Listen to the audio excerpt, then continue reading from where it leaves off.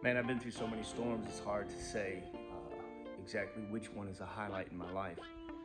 I know this, that as I pursue God, there's a real enemy out there that wants to destroy me. He wants to destroy not just me, but he wants to destroy my lineage. He wants to destroy my family, my legacy, and what God has given me.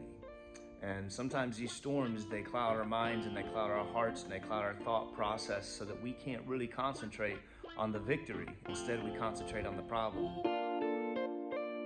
But I've learned to do this. I've learned to draw near to God.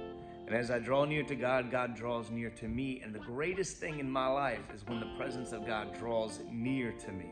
It brings me victory, it brings me hope, it breathes life into me. And I believe this, that if you are going through a storm and you're going through the battle, you have to draw near to God.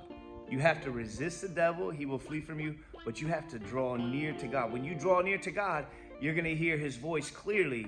And sometimes we don't necessarily need the cross removed from us. We need strength to carry the cross we've been given. And I believe God will do that for us when we draw near to him. I'm reminded this week as I was going through the typical storms of life, I was taken over to Daniel chapter 10, and I remember where Daniel was interceding and praying, and it took 3 weeks, 21 days for the angel of the Lord to get to him. And the Lord told me that's a process of wrestling. We wrestle not against flesh and blood, but against principalities and things of the air. He said sometimes we want to command things and expect it to happen right away. But Josh, you've got to learn how to wrestle.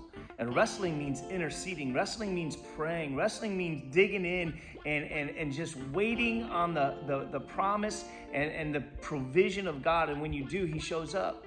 Ironically, when this angel showed up and met Daniel, he said, "Get up, I want to tell you things that you need to hear." And he says, "I can't. I'm so exhausted, I could barely even breathe." And then it says that the angel touched him and strength returned to him.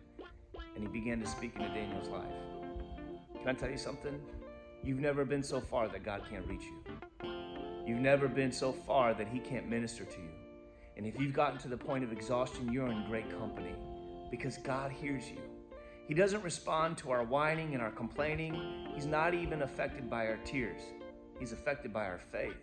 So have faith in God and know that he can do great things in your life.